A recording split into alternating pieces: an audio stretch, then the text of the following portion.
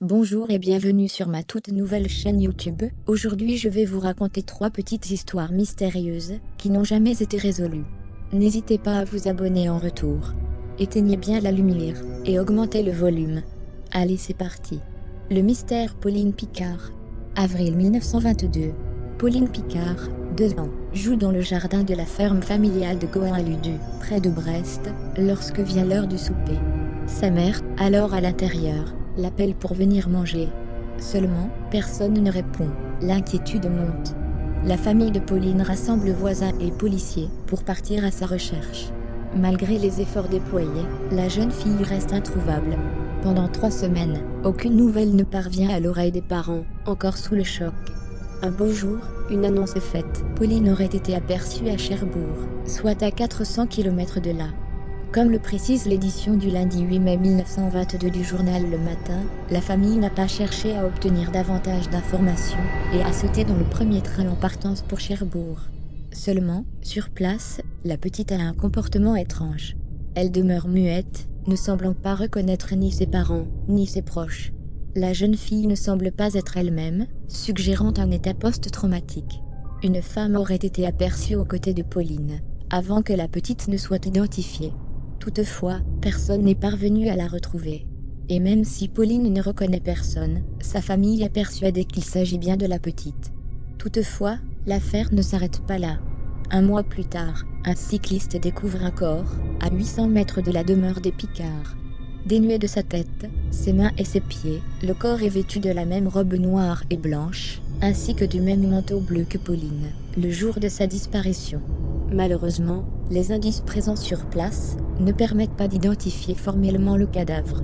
L'affaire évolue de nouveau, avec l'arrivée d'Yves Martin, un fermier du coin.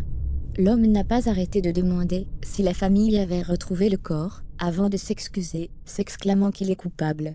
Mais de quoi ? Les aveux ne sont pas complets. Les forces de l'ordre et les voisins ayant pris part aux premières recherches avaient affirmé avoir passé les alentours au peigne fin, y compris l'endroit où le cadavre a été retrouvé. Le corps aurait donc été déposé là par quelqu'un d'autre. Avec cette découverte, la famille Picard a décrété que la jeune fille identifiée à Cherbourg ne pouvait pas être Pauline. La petite a, par la suite, été envoyée dans un orphelinat. Toutefois, à l'heure d'aujourd'hui, il est impossible de confirmer ce qu'il est véritablement arrivé à la petite Pauline Picard. Certains tablent sur une attaque de sanglier, d'autres sur le coup de sabot d'un cheval ou pire encore. Des armées qui disparaissent. Depuis des siècles, de nombreux cas de disparition sont restés inexpliqués.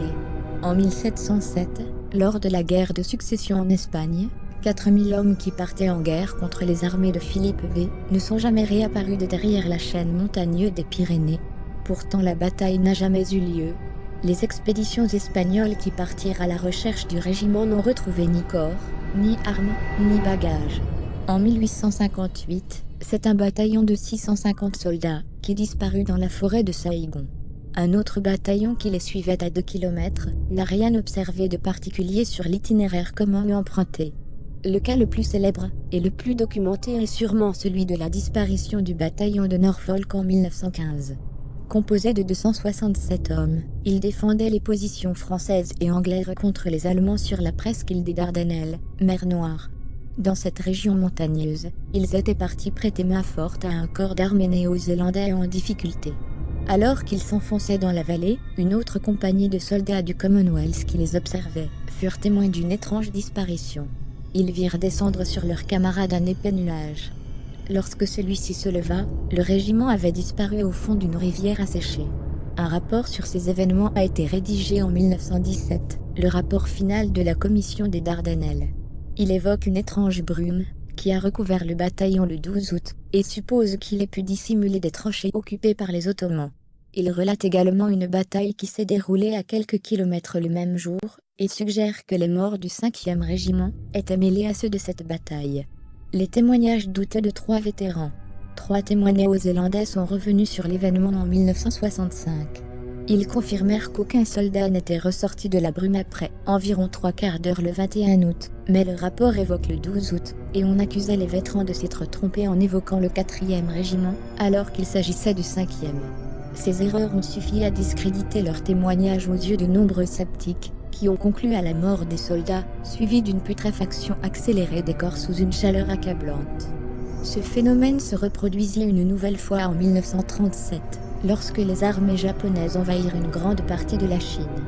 Déterminés à résister devant l'occupant, les Fusiens, colonels chinois, plaça 2 bataillons, le long du Yangtze.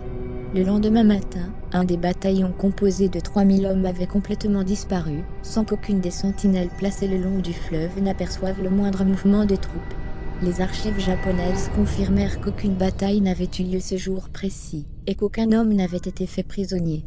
À ce jour, personne ne sait avec exactitude ce qui est arrivé à tous ces soldats. Le mystère des disparus du village esquimau d'Anjikuni au Canada. Un village de 2000 hommes, femmes et enfants peut-il disparaître sans aucune explication?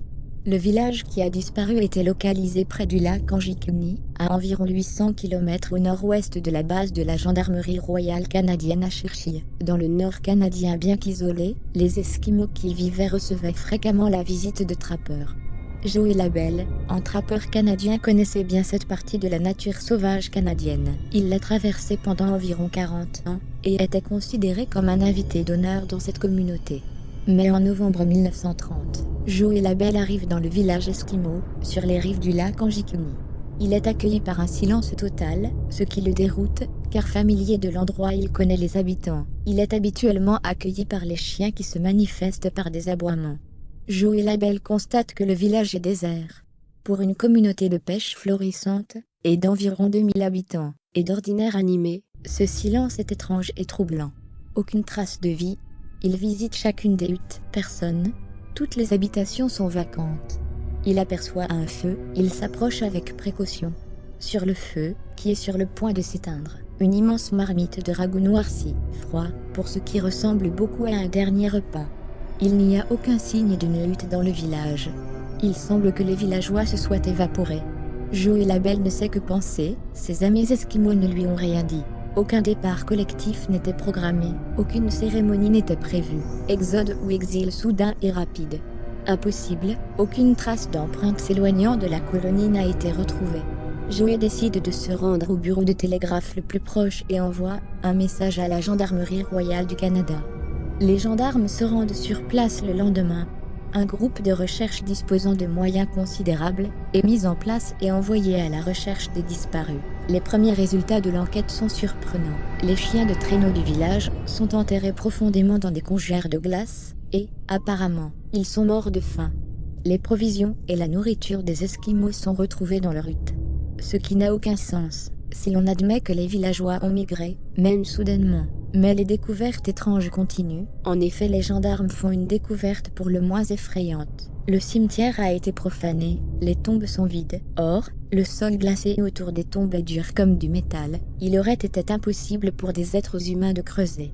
Plus tard, lors de cette première nuit d'investigation, dans un silence surnaturel, les gendarmes restés avec Labelle regardent avec stupeur une étrange lueur bleue qui éclaire l'horizon. Il ne s'agit pas d'une aurore boréale, la lumière surnaturelle semble stable et artificielle. Alors que tous fixent ce phénomène, la lumière se fait intense, quelques secondes, puis disparaît. Impossible de croire que 2000 personnes disparaissent ainsi de la surface de la Terre. La gendarmerie royale du Canada a donc élargi ses recherches. Au fil du temps, l'enquête a porté sur l'ensemble du Canada, et continuera pendant des années. Mais l'affaire restera en suspense. À ce jour, les villageois n'ont jamais été retrouvés.